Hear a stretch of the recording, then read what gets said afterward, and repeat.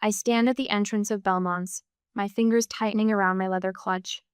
Through the amber glow of vintage chandeliers, I can see them laughing, wine glasses held high in some private celebration. My family. The maitre d' smiles at me with practiced warmth. Your name, miss? Before I can answer, my mother's voice cuts across the dining room. Oh, there she is, finally. Heads turn. I feel the weight of strangers' curious glances as I step forward, the quiet click of my heels against marble marking each step. My black dress is simple, but well-tailored, the kind that whispers success rather than screams it. They've positioned themselves at the restaurant's finest table, the one with the view of the downtown skyline I once dreamed of being part of. Mother, cousin Lucas, his wife Brittany.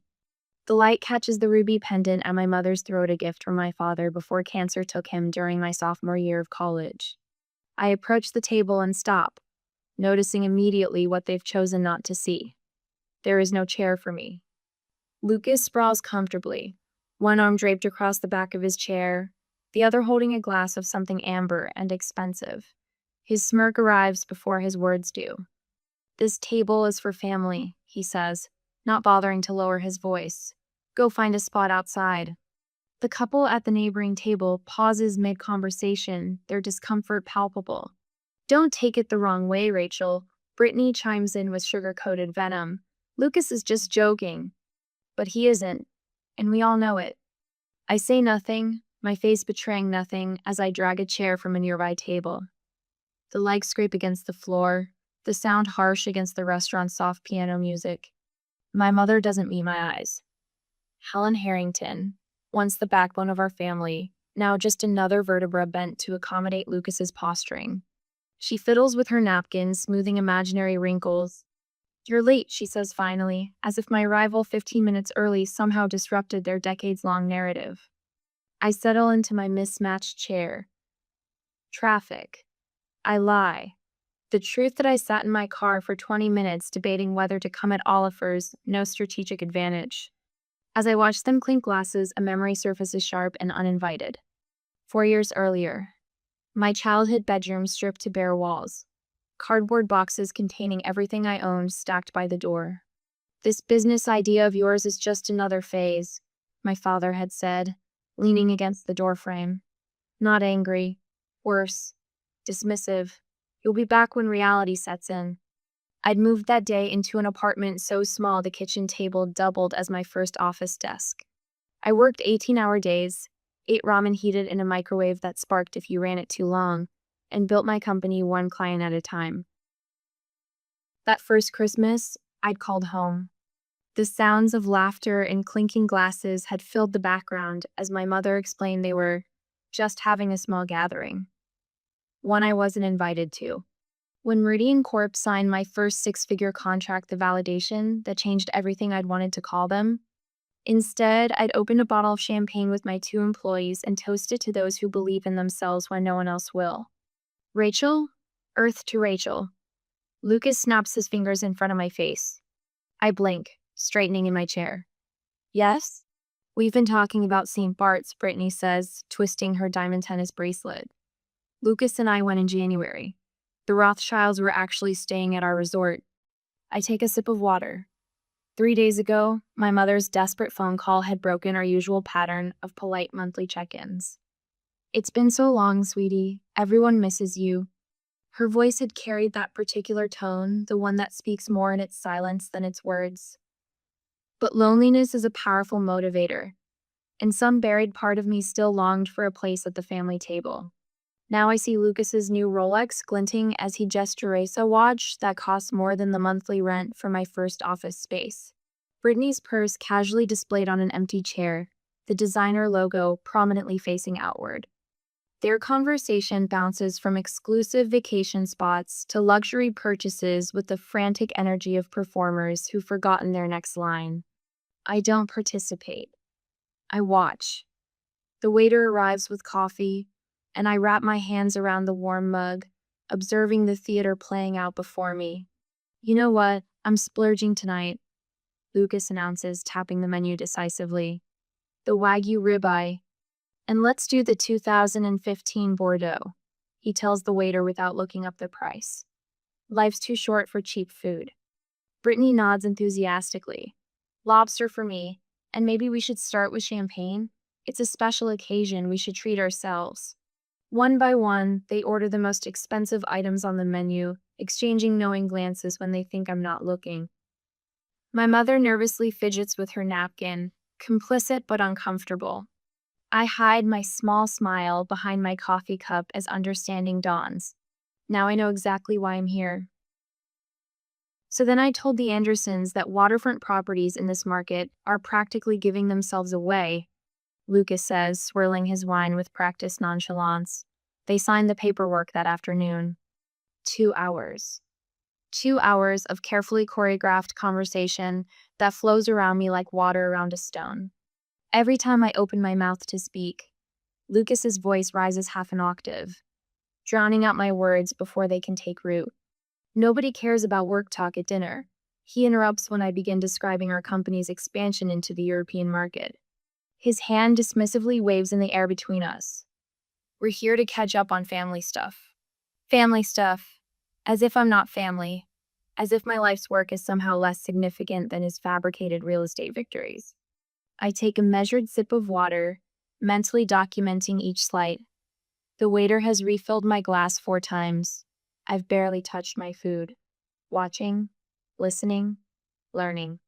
You look good for someone who works all the time, Brittany offers, her eyes scanning my face for signs of fatigue she can comment on.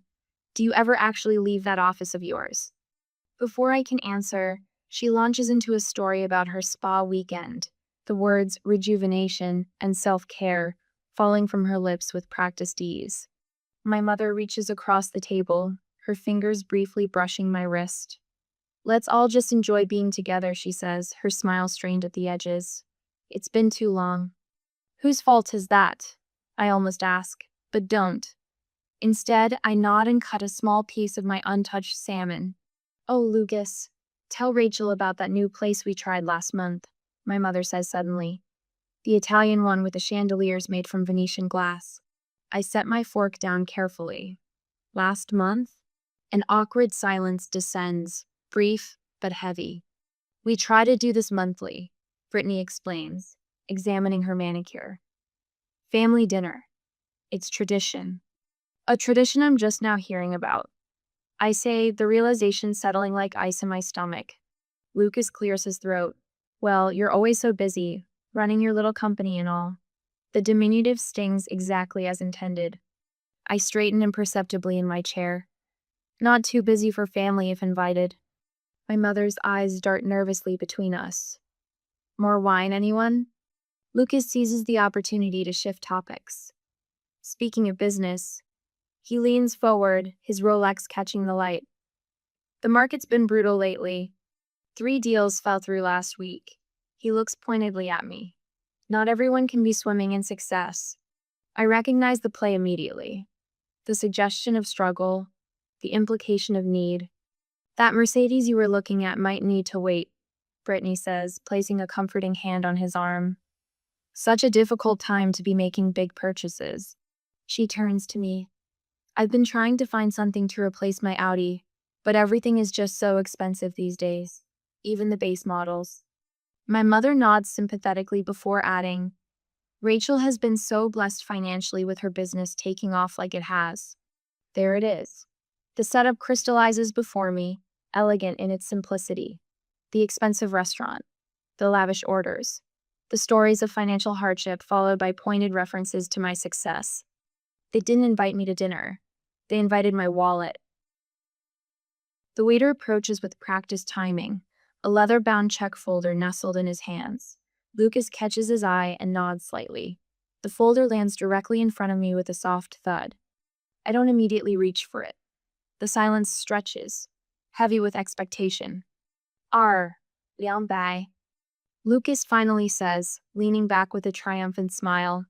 Thanks for dinner, Rachel. You don't mind, right? We figured since you're doing so well.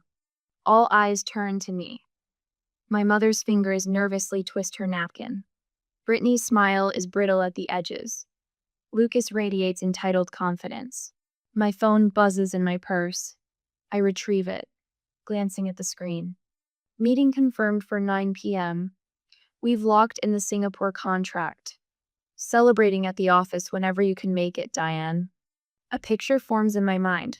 My business partner, Diane, who stayed until 3 a.m. helping me finish our first major proposal. Miguel from development, who brought me soup when I worked through a fever to meet a deadline. Sarah from legal, who believed in our vision enough to leave her corner office at a prestigious firm. People who saw my potential, celebrated my victories, supported me through setbacks. My chosen family. The contrast is stark and clarifying. Blood ties do not automatically confer loyalty, respect, or love. Those qualities must be earned, cultivated through consistent action and mutual regard. I pick up the check slowly, examining it with careful attention. The table collectively exhales, relief rippling across their features. My mother's shoulders relax. Lucas's smirk deepens. Brittany adjusts her designer purse, already moving on to her next thought. I set the bill down directly in front of Lucas. My voice, when it comes, is quiet but firm. I'm not your personal ATM. The silence that follows is absolute. Lucas's face flushes red. Brittany's mouth opens slightly, no words emerging. My mother is the first to recover. Rachel, honey, she says, her voice taking on the placating tone she used when I was a child having a difficult moment. You can help them out a little, can't you? We're family. Family. The word hangs between us, its meaning twisted beyond recognition. In their definition, family means I give and they take. My success becomes communal property, while my struggles remain solitary burdens. I meet my mother's eyes directly. Yes, we are family, which is why I deserve the same respect you'd give to anyone else at this table. The trembling begins in Lucas's hands first, a slight vibration that travels up his arms as the reality of my refusal sets in. $2,000 of carefully cultivated entitlement crashing against the seawall of my quiet dignity. I stand, gathering my purse.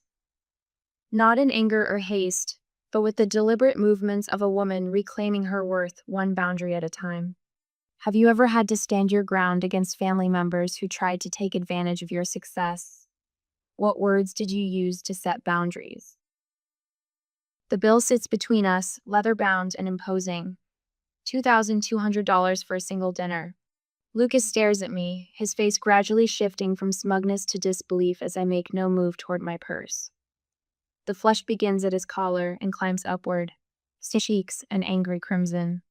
You can't be serious. His voice rises, drawing glances from neighboring tables. You make more than all of us combined. I take another sip of my coffee, savoring its bitter warmth. That's irrelevant to who ordered what. Brittany leans forward, the sweetness in her voice curdling. We wouldn't have ordered all this if we knew you'd be so petty about it. Her designer bracelet catches the light as she gestures toward the untouched dessert plates, the half-empty wine bottles. My mother touches my arm, her fingers trembling slightly. Maybe we can split it somehow. You take half, and we'll manage the rest? The restaurant manager approaches, his practiced smile tightening at the corners. Is everything all right here? I couldn't help but notice some concern. His gaze flicks between our tense faces and the untouched bill, professional concern barely masking discomfort. Beneath my calm exterior, emotions crash against each other like storm waves. Anger, disappointment, a strange, unexpected grief for what this family could have been. We've been planning this dinner for weeks. Lucas finally admits, his voice dropping to a harsh whisper. You never return Mom's call. You're too busy for family gatherings. What were we supposed to do? Ask. I say simply, not manipulate. Brittany's perfect mask slips further. You never come to family things anyway, unless there's something in it for you. The accusation hangs in the air between us, heavy with irony she doesn't recognize. When have I ever been genuinely invited? I counter quietly. The last 3 Christmases. Dad's memorial service anniversary. Your housewarming. I was there alone, while everyone else brought partners and barely acknowledged. Mother dabs at her eyes with her napkin. We just thought you wouldn't mind helping out the family, she whispers, tears welling. Things have been difficult. I didn't know how else to ask you. Difficult how? I press, already suspecting the answer. Lucas and Brittany exchange glances. I lost my job 3 months ago. Lucas stares at his plate, the admission clearly costing him. The real estate market tanked and our firm downsized. He's been looking everywhere, Brittany adds quickly. But we have appearances to maintain. You understand that. I think about the Rolex on his wrist. The European vacation photos Brittany posted last month. The designer purse preening on its own chair. Our credit cards are maxed out, Brittany confesses, her voice barely audible. All of them. The picture clarifies, maintaining the illusion of success while drowning in debt. And I'm the designated life raft. I remember my 8th grade science fair winning first place with a solar energy project I built myself. My parents didn't attend. They were celebrating Lucas passing algebra with the minimum grade required. My high school graduation, where my valedictorian speech received polite applause from my family, followed by excessive fawning over my cousin's acceptance to a state college with a C average. Working 2 jobs to put myself through college while they posted family vacation photos from Cancun. Sorry you couldn't join us, Rachel, but we know how dedicated you are to your studies. The Christmas after I started my business, when Lucas loudly proclaimed to the extended family, Rachel's playing entrepreneur now. Let's see how long until she comes back to the real world. Holiday gatherings where I arrived alone because work consumed my life, while they brought significant others who were welcomed immediately. Family dinners where my growing business successes were deliberately ignored, changed to other topics with practiced smoothness. Remember Thanksgiving 2 years ago? I asked quietly. Lucas looks confused by this apparent non sequitur. I had just landed the Westfield account. It doubled my company's revenue overnight. When I mentioned it, you said, and I quote, "Nobody wants to hear about your little company at dinner, Rachel." That was just a joke, he mutters, but his eyes slide away from mine. And Mom's 4th of July barbecue last summer? When I mentioned we'd expanded to a new office downtown, you told everyone I was trying to sound important and changed the subject to Brittany's new car. Mother shifts uncomfortably, never having defended me against these slights. And now my little company makes me worth asking for money. I tap the bill with one finger. Interesting timing. The manager returns, his professional demeanor intact, but purpose clear. I apologize for the interruption, but we have other guests waiting. We'll need to resolve the bill soon. His polite words carry firm urgency. Lucas's frustration boils over. Fine. You've made your point. Just pay half. Brittany frantically taps at her phone, evidently messaging friends for emergency loans. From her increasingly panicked expression, the responses aren't favorable. Nobody's answering, she hisses at Lucas. Lucas pulls out his wallet, flipping through it with growing desperation. A membership card, a driver's license, a single $20 bill. Mother opens her purse, hands trembling, as she searches for a credit card they all know is already maxed out. The manager shifts his weight from one foot to another. We'll need to resolve this bill now, please. My mother pulls out a checkbook so rarely used the cover is still pristine. Rachel, please, she whispers, just this once. I think about all the just this once moments that would inevitably follow. The gradual erosion of boundaries, the entitled expectations that would grow with each concession. You ordered it, you pay for it, I say, meeting each of their eyes in turn. I'm only responsible for my coffee. I place a $10 bill on the table, $4 for my coffee, $6 for the server who has to witness this family drama. Lucas grips the edge of the table. You'd really let your own mother be humiliated in public? No, I answer, the word sharper than I intended. But I'd let adults face the consequences of their choices. What price would you put on self-respect? As I look at the $2,200 bill and the family who plotted for weeks to manipulate me into paying it, I realize I already know my answer. You'll regret embarrassing us like this. Lucas hisses, leaning across the table until I can smell the expensive bourbon on his breath. His voice is low enough that nearby diners won't hear the words, but loud enough to ensure everyone at our table does. The veneer of family warmth has vanished like morning dew under a harsh sun. Brittany's eyes well with tears, perfectly timed. 2 drops slide down her cheeks, leaving trails through her foundation, but somehow not disturbing her mascara. "I can't believe you'd do this to your own family," she says, her voice catching on the word family with practiced precision. "After everything we've done for you." Mother fidgets with her ruby pendant, twisting it back and forth on its chain. The pendant catches the light with each nervous movement, sending small red reflections dancing across the crisp white tablecloth. "Rachel, please," she says, not meeting my eyes. "After everything we've done for you." The phrase hangs in the air between us, a question without a question mark. I search my memory for what, exactly, they've done for me beyond offering conditional love with strings attached like puppet masters. The unified front they presented just minutes earlier, their smug certainty that I would cover this extravagant bill begins to crack like thin ice under too much weight. Lucas pulls out his wallet and slaps down a credit card with theatrical confidence. The manager runs it through the machine, then returns with a tight smile. "I'm sorry, sir, this card has been declined." Lucas's face flushes. He produces another card, then another. Each time, the manager returns with the same apologetic expression. Brittany digs through her designer purse, her fingers trembling slightly as she hands over her own card. "I'm sorry, ma'am.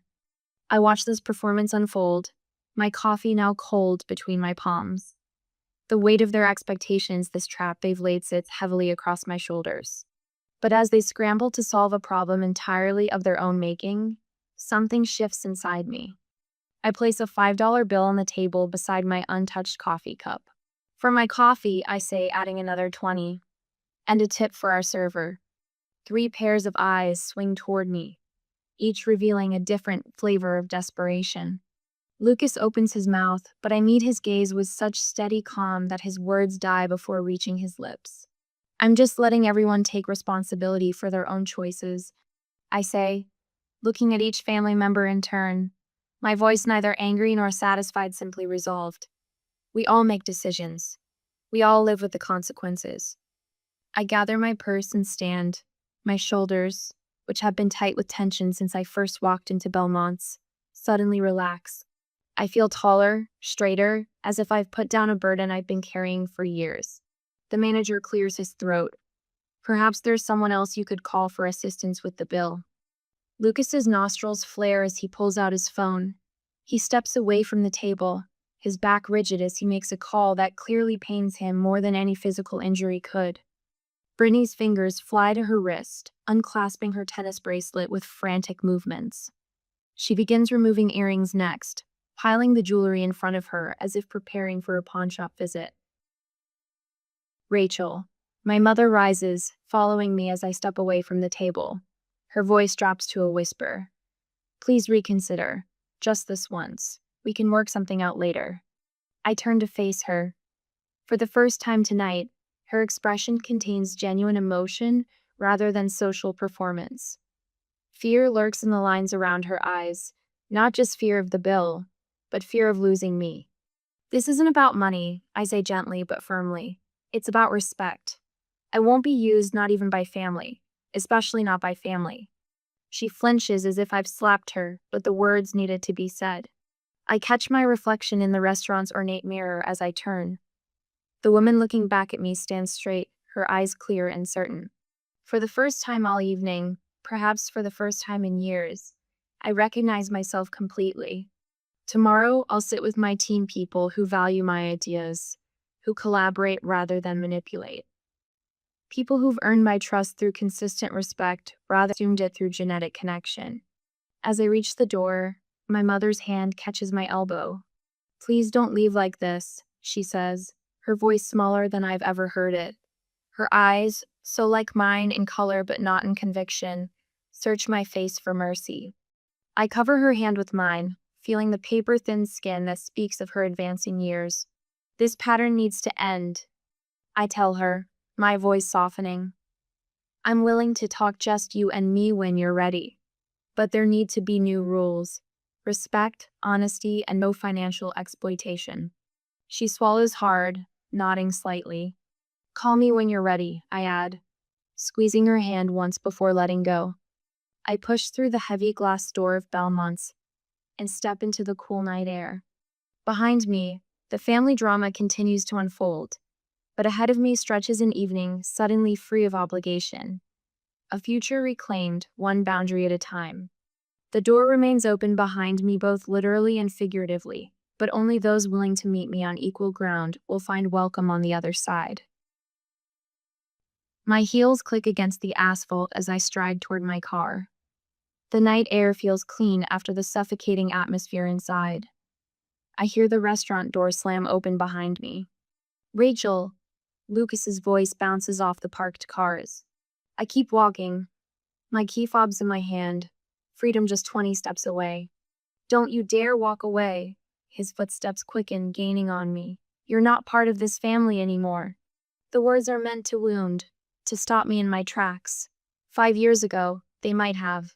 I slow my pace but don't turn. Look at me when I'm talking to you. I pivot, shoulders square.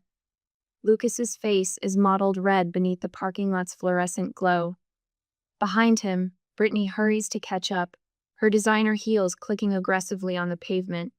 Several diners linger near the restaurant entrance, openly watching the unfolding drama. You ungrateful little, Lucas cuts himself off, breathing hard. Who do you think you are? I think I'm someone who just wanted a normal family dinner. My voice remains level, a stark contrast to his escalating volume. Brittany reaches us, slightly breathless. This isn't about dinner, and you know it. Mother appears in the restaurant doorway, hesitating. I see the indecision in her posture caught between her niece and nephew and her only daughter. Lucas runs his hand through his hair, a gesture so reminiscent of my father that it momentarily disarms me. Then his expression shifts, calculated concern replacing raw anger. Mom has medical bills she can't pay, he says, voice dropping to an urgent whisper. We wouldn't have asked, but it's serious. I look past him to Mother, who can't meet my eyes. The final piece clicks into place. This dinner wasn't just about sticking me with an expensive bill. It was the prelude to a much larger financial request. We wouldn't ask if it wasn't serious, Brittany adds, her voice honey-sweet again. Family helps family, Rachel. A couple passing by slows their pace, pretending not to listen. I wait until they're out of earshot. There are better ways to ask for help than manipulation, I say quietly. If Mom has medical issues, I'd be the first to know about it. Mother finally approaches, her ruby pendant catching the streetlight. It's just some tests, honey. Nothing to worry about. Insurance covers most of it. The betrayal stings worse than Lucas's anger. Mother was in on this scheme from the beginning, using her health as a bargaining chip. I take a deep breath, weighing decades of family history against this moment. Mom, if you have medical needs, we can discuss that privately. I'm willing to help with legitimate expenses. See? Lucas bursts in. She can afford. I lift my hand, cutting him off. I wasn't talking to you. Brittany steps forward. We're all family here. Supporting family doesn't mean enabling bad behavior, I reply. Showing up tonight and discovering you plan to use me as your personal ATM isn't how family treats each other. I reach into my purse and extract a business card, holding it out to Mother. She takes it with trembling fingers. Call me tomorrow. Just you, I tell her. Then I turn to Lucas and Brittany. Figure out your own bill tonight. You can't be serious, Brittany sputters. I am. And if Mom wants to discuss her medical situation honestly, I'll consider helping. But I won't be manipulated again. I turn to leave, the weight of their stares heavy on my back. You think you're better than us now? Lucas shouts, his voice echoing across the parking lot. I pause, considering his question. Am I? With my successful business and financial independence, it would be easy to think so. But that's not it at all. I glance over my shoulder. No, just different, and that's okay. The simple truth lands like a stone dropping into still water. Lucas's mouth opens and closes without sound. Beside him, Brittany sinks onto a nearby bench, her facade completely shattered. All the energy she'd put into maintaining appearances drains away in an instant. Mother stands frozen between us, her gaze darting from me to Lucas and Brittany. I see the silent calculation in her eyes follow her daughter, or stay with her niece and nephew. The tableau we create is illuminated by headlights as a car pulls into the lot, briefly spotlighting our family drama for all to see. Rachel, please, Mother whispers, but doesn't move toward me. I nod once, accepting her choice without comment. My number's on the card. As I walk to my car, I don't look back. The sharp night air fills my lungs with each breath, and I realize I'm not sad, I'm relieved. For the first time in years, I've spoken my truth without apology. My hand doesn't shake when I unlock my car door. The woman reflected in my window looks steady, unbroken, different, not better, and finally at peace with that distinction. Inside the safety of my car, I allow myself one deep, shuddering breath before turning the key in the ignition. As I drive away from Belmont's, I leave behind more than an unpaid dinner bill. I leave behind the weight of expectations I never agreed to carry. Tomorrow, Mother may call, or she may not. Either way, I'll sleep soundly tonight. I stand at the wall of windows in my office, watching the city awaken beneath me. 3 months since Belmont's. 3 months of reclaiming what family means. The morning light catches on the framed photo on my desk, me at 22. Exhausted but determined, sitting at that kitchen table that doubled as my first desk. I touch the frame lightly, a silent acknowledgement of how far I've come. Rachel, Maya, my operations director, appears in the doorway. Team's ready when you are. I follow her into our conference room where 6 faces turn to me with something I never found at that restaurant table: genuine respect. Let's begin, I say, and the meeting flows with the practiced rhythm of people who value each other's contributions. No one speaks over anyone else. No one belittles ideas. We build together, brick by thoughtful brick. This is what I've built. Not just a business, but a community. 1 sugar, right? Mom asks, sliding the coffee across the cafe table toward me. I nod, watching her hands steadier now than they were a month ago. We've made these coffee meetings a monthly tradition, small steps. The bookstore hired me full-time, she says, pride creeping into her voice. Manager liked how I reorganized the history section. That's great, Mom. She hesitates, then adds, I've been meaning to thank you for not giving up on me that night. The memory of Belmont's flickers between USA Ghosts, growing fainter with each passing day. I'm learning too, I admit, about where to invest my energy. Last week, Mom joined us for my birthday dinner, not at some ostentatious restaurant, but in Eliza's backyard. My friend since college, Eliza had strung lights across her patio and cooked my favorite lasagna. Mom brought homemade brownies and fit seamlessly into the evening, laughing genuinely at Jordan's terrible jokes and listening to Kim's stories about our early business struggles. For the first time, I saw her without the shadow of Lucas and Brittany looming over her. Lucas took a job in Hartford. Mom mentions casually as we walk through the park the following Sunday. Something in sales, smaller salary, but he seems, I don't know, lighter? I nod, not surprised. We've kept our distance, but through Mom, I've heard snippets. Brittany's Instagram no longer features designer labels and exotic locations, but home-cooked meals and local hiking trails. Their fall was hard but necessary. He asked about you, Mom adds tentatively. When he's ready for an honest conversation, he knows how to reach me. I've made peace with the timeline being out of my control. Some relationships heal, others remain broken. Both outcomes are acceptable. That evening, the aroma of garlic and rosemary fills my kitchen as friends move around the space with comfortable familiarity.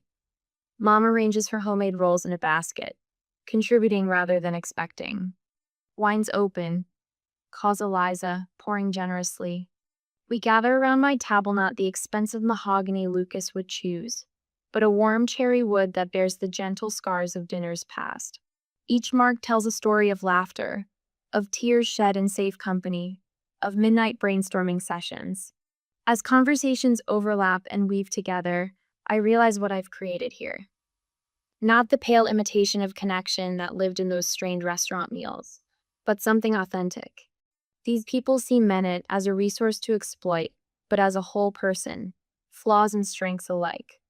Later, Mom and I walk along the shoreline near my apartment, the sunset painting the water gold. When she stumbles on a rocky patch, I offer my arm without hesitation. I'm glad we found our way back to each other, she says softly. I help her navigate the uneven ground, supporting without carrying. Family isn't who you're born to, I tell her. It's who you choose to become together.